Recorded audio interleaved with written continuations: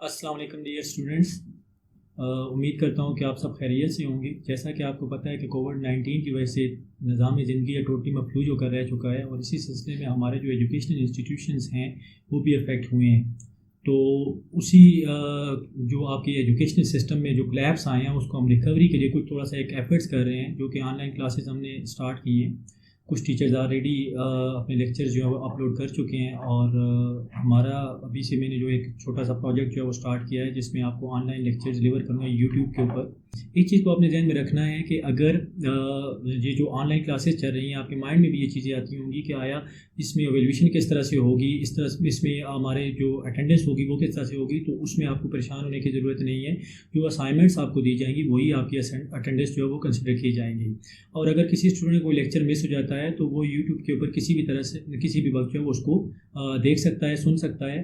तो लिहाजा आपने कोशिश ये करनी है कि लेक्चर बाकायदगी से सुने। जो भी लेक्चर्स अपलोड हो वो आप उसको सुनने के बाद बाकायदा उसमें जो भी किसी तरह की प्रॉब्लम्स आती हैं वो आप मेरे साथ डिस्कस कर सकते हैं, व्हाट्सएप के ऊपर डिस्कस कर सकते हैं। मैं अवेलेबल रहूँगा व्हाट्सएप के ऊपर। और उसके अलावा जो आपको नोट्स वगैरह चाहिए होंगे या किसी क्वेश्चन में कोई प्रॉब्लम है तो वो भी आप मुझसे रब्ता कर सकते हैं। जो असाइनमेंट्स होंगी वो या तो मुझे ऑनलाइन सबमिट करवा सकते हैं, या आपने ये करना है कि जो असाइनमेंट्स है वो खुद से हैंड राइटिंग में लिख के कंपोज करके आप कॉलेज के एड्रेस के ऊपर सेंड कर सकते हैं। तो वो तो साथ साथ चलता रहेगा सिलसिला। जैसा कि आपको पता है कि नवीद अहमद साहब पहले आपको ये सब्जेक्ट जो पढ़ाते रहे हैं, तो अभी सब्जेक्ट एडजस्टमेंट किया हम लोगों ने, तो ये सब्जेक्ट मुझे मिला है। तो आज जो मैंने आपके लिए जो टॉपिक सेलेक्ट किया है वो है कॉन्ट्रैक्ट। सबसे पहले हम ये जानेंगे कि कॉन्ट्रैक्ट है क्या, कॉन्ट्रैक्ट अकाउंट क्या चीज़ है और ये कहाँ पर यूज़ होता है। कॉन्ट्रैक्ट क्या है? सबसे पहले कॉन्ट्रैक्ट की जो डेफिनेशन है, it is an undertaking to do certain work. ये एक अंडरटेकिंग होती है, कोई भी काम कंप्लीट करने के लिए हमारा एग्रीमेंट हो जाता है कि हमने इस प्रोजेक्ट को इतने टाइम में कंप्लीट करना है। It is generally related with manufacturing business, और इसका जो रिलेशन है वो मैन्युफैक्चरिंग बिजनेस के साथ। कंस्ट्रक्शन बिजनेस जिसको कह सकते हैं, जो हमारे जो प्रोजेक्ट्स होते हैं, जितने भी कंस्ट्रक्शन प्रोजेक्ट्स होते हैं, that is related with construction business. अब जहाँ पर हम बात करते हैं कंस्ट्रक्शन बिजनेस की और कॉन्ट्रैक्ट अकाउंट की।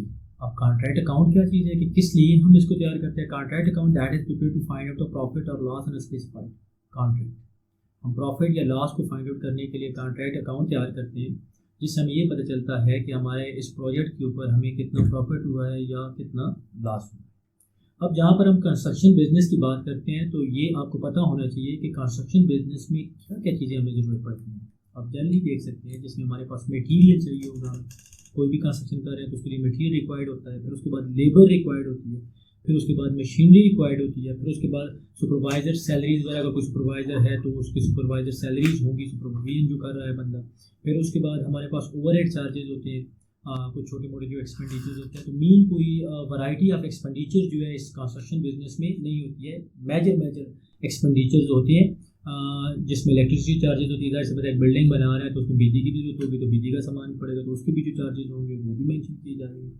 तो जहाँ पर हम बात करते हैं कंस्ट्रक्शन बिजनेस की, तो इसमें आपके पास जो एक्सपेंसेस होंगे वो बहुत ज़्यादा वैरायटी नहीं होगी एक्सपेंसेस की, लिमिटेड एक्सपेंसेस होंगे। अब मटेरियल की बात करते हैं, हमारे पास दो तरह के मटेरियल होते हैं, एक डायरेक्ट मटेरियल होता है और एक इनडायरेक्ट मटेरियल होता है। डायरेक्ट मटेरियल क्या होता है और इनडायरेक्ट मटेरियल क्या होता है? It is the main material that is used in manufacturing of goods is known as direct material. जो एक मेजर कंपोनेंट होता है किसी भी उसका प्रोडक्ट का, वो मेन मटेरियल क्या कहलाता है और उसको डायरेक्ट मटेरियल कहा जाता है। Indirect material helping material use in manufacturing of products. जो हमारा हेल्पिंग मटेरियल होता है, कोई वियर एंड टियर्स वगैरह उसके लिए जो पड़ती है, तो वो क्या होगा? हेल्पिंग मटेरियल जो उसमें यूज होगा, that is known as indirect material. फिर उसके बाद लेबर है। लेबर भी हमारे पास दो तरह की, human contribution in manufacturing of products. जो ह्यूमन जो कंट्रीब्यूशन होता है किसी भी प्रोडक्ट को मैन्युफैक्चर करने के लिए, वो लेबर कॉस्ट कहलाती है। अब उसमें दो तरह के हमारे पास लेबर होते हैं, एक है डायरेक्ट लेबर और दूसरा है indirect labour. Direct labour those people who convert the raw material into finish goods. जो वो लोग होते हैं जो कि डायरेक्ट मटेरियल को कन्वर्ट करते हैं किसमें? फिनिश गुड्स में, मीन उसको प्रोडक्ट फॉर्म में लेके आते हैं। Indirect labour those people who help the direct labour in manufacturing of product. वो लोग जो हेल्प करते हैं डायरेक्ट लेबर की किसी भी प्रोडक्ट की मैन्युफैक्चरिंग में, लेकिन वो फिजिकली उस प्रोडक्ट के साथ कोई उनकी अटैचमेंट नहीं होती है। लाइक सुपरवाइज़र हो गया, सुपरवाइज़र खुद काम नहीं करता है, फिर उसके बाद सिक्योरिटी गार्ड्स हो गए, स्वीपर्स हो गए, तो ये तमाम के तमाम क्या होंगे, इनडायरेक्टली। अब उसके बाद यहाँ पर मैंने आपको बता दिया कि इसमें आपके पास जो एक्सपेंसेस होंगे वो लिमिटेड होंगे, बहुत ज़्यादा नहीं होंगे। फिर उसके बाद हमारे पास दो तरह की मजीद चीज़ें हैं इसमें, एक है वर्क सर्टिफाइड और एक है वर्क अनसर्टिफाइड। अब क्वेश्चन ये है कि वर्क सर्टिफाइड क्या है और वर्क अनसर्टिफाइड क्या है। तो जैसे आपको पता है कि प्रोजेक्ट्स जो होते हैं वो 2, 3, 4, 5, 6 सालों के लिए होते हैं। लाइक ब्रिज हम बना रहे हैं तो उसके लिए टाइम पीरियड भी होगा, कोई बिल्डिंग बना रहे हैं तो उसके लिए भी टाइम पीरियड एक मेंशन होता है। डिफरेंट जो है कंस्ट्रक्शन कंपनीज जो होती हैं वो बाकायदा टेंडर अप्रूव करवा के उसके ऊपर कंस्ट्रक्शन वर्क शुरू करते हैं और उसमें टाइम लिमिट भी मेंशन किया जाता है। तो जैसे मैंने आपको बता दिया कि हमारे पास 3 ईयर्स, 4 ईयर, 2 ईयर्स बाद ऐसे भी होता है कि 1 साल का भी कोई प्रोजेक्ट होता है तो वहाँ पर इस चीज़ की ज़रूरत नहीं पड़ती है। लेकिन बहरहाल जहाँ पर आपका जो टाइम पीरियड लेंथी हो जाए तो वहाँ पर वर्क सर्टिफाइड, वर्क सर्टिफाइड की टर्मिनोलॉजीज यूज़ की जाती है। वो टर्मिनोलॉजीज हैं कि work certified mean work completed and inspected by the supervisor is known as work certified. Mean आपने काम किया, कंप्लीट हो गया वो पोर्शन, उसकी इंस्पेक्शन हुई, उसको चेक किया, क्वालिटी सुपरवाइजर ने आके चेक करने के बाद उसको सर्टिफिकेट जो है वो ओके कर दीजिए कि ये काम मयार के मुताबिक हुआ है, तो that is work certified. Now work uncertified, work completed but not yet inspected. काम तो कंप्लीट हो चुका है लेकिन वो अभी तक अप्रूव्ड नहीं हुआ है, उसकी इंस्पेक्शन अभी पेंडिंग है, तो दैट इज वर्क अनसर्टिफाइड।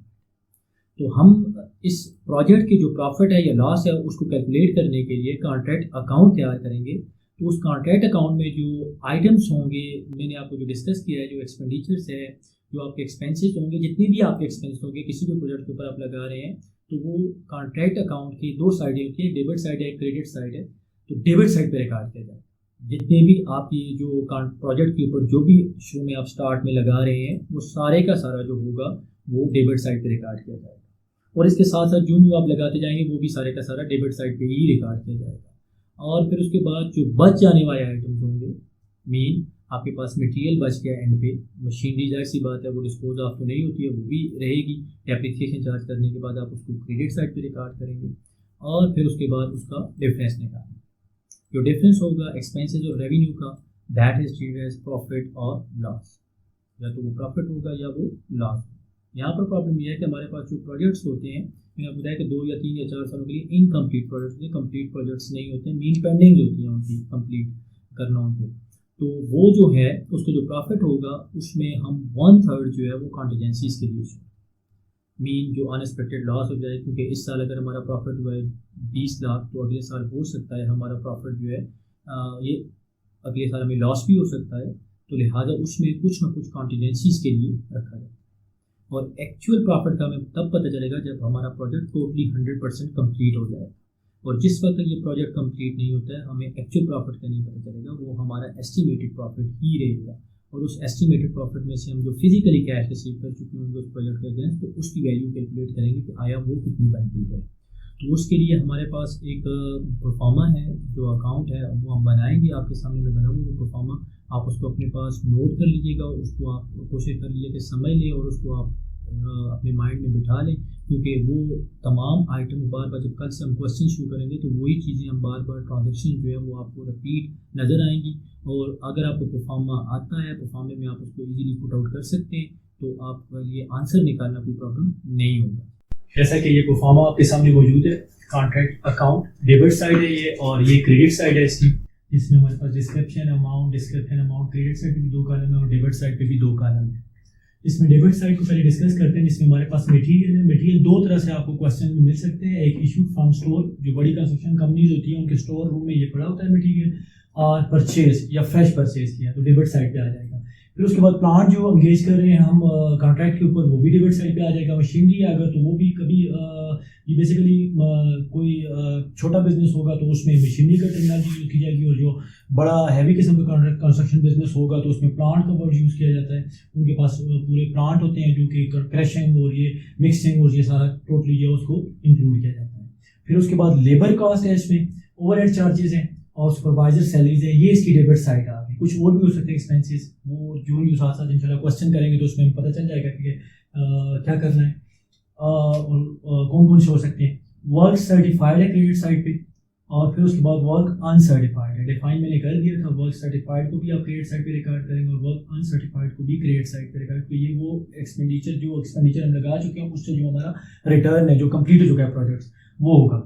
फिर उसके बाद मटेरियल क्लोजिंग, जो बच जाने वाला मटेरियल होगा, क्योंकि मैंने कहा था कि ये इनकम्प्लीट जो कॉन्ट्रैक्ट है उनके क्वेश्चन होंगे आपकी इस बुक में जो हम पढ़ रहे हैं एम ए गनी की।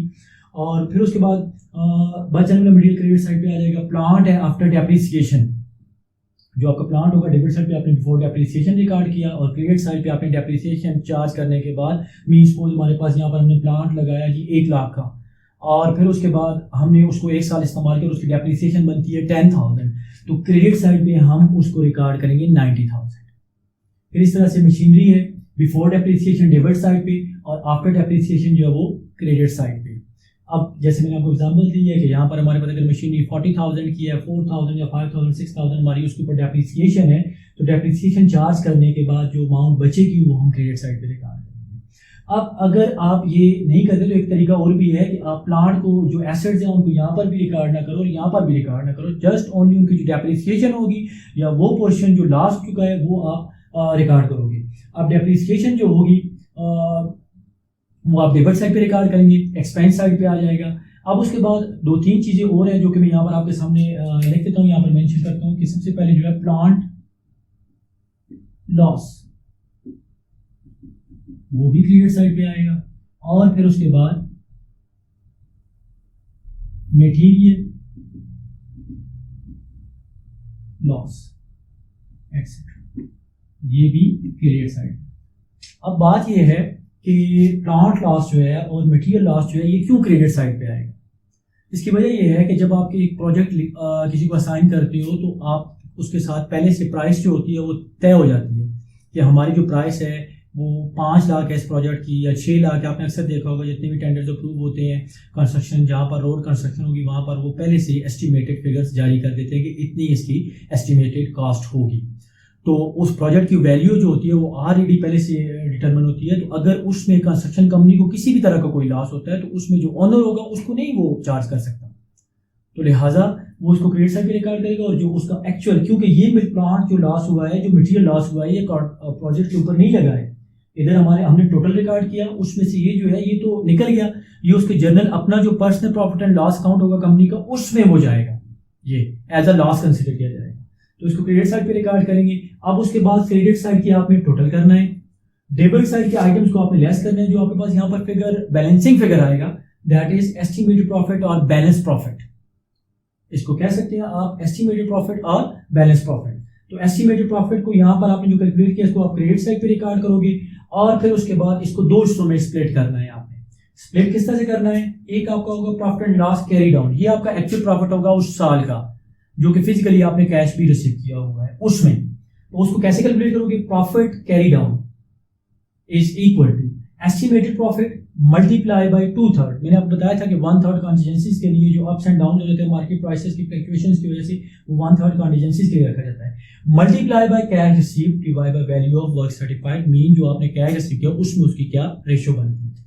तो ये आप कैलकुलेट करोगे फार्मूला लगा के, इसको यहाँ पर पेश करना है। अब जो बैलेंसिंग फिगर बचेगा इसका और इसका आपस में जो डिफरेंस होगा that is known as profit and loss carry forward, जो कि आपने नेक्स्ट ईयर में आगे फर्दर एक्सटेंड कर सकते हैं। इसके बाद आपका ये प्रोजेक्ट जो है ये मैंने आपको पहले बताया था कि इनकम्प्लीट कॉन्ट्रैक्ट है, इसमें इसीलिए ये 2 तरह की प्रॉफिट है, एक हमारा एक्चुअल प्रॉफिट करंट ईयर का होगा और एक प्रॉफिट कैरी फॉरवर्ड होगा। अब आपने ये करना है कि आपने इस परफॉर्मे को अच्छे तरीके से याद कर लेना है और फिर उसके बाद जहाँ से अगर कोई प्रॉब्लम होती है तो आप मुझसे रब्ता भी कर सकते हैं। कोई प्रॉब्लम समझने में कोई प्रॉब्लम है तो लेक्चर तो ऑलरेडी मौजूद होगा, दोबारा से रिवाइज करके भी देख सकते हैं। तो आपने ये करना है कि इसको याद करना है और फिर इंशाल्लाह हम न्यूमेरिक्स शुरू करेंगे। बुक आपकी एम ए गनी की है, ठीक है, advance accounting M A Gani, उसमें ये चैप्टर है, वहाँ से आप फोटोस्टेट भी करवा सकते हैं। मैं कुछ यहाँ से आपके लिए नोट्स वगैरह बना के आपको वो भी अपलोड कर दूंगा, आप वहाँ से डाउनलोडिंग स्टार्ट कर लीजिएगा। बहुत बहुत शुक्रिया।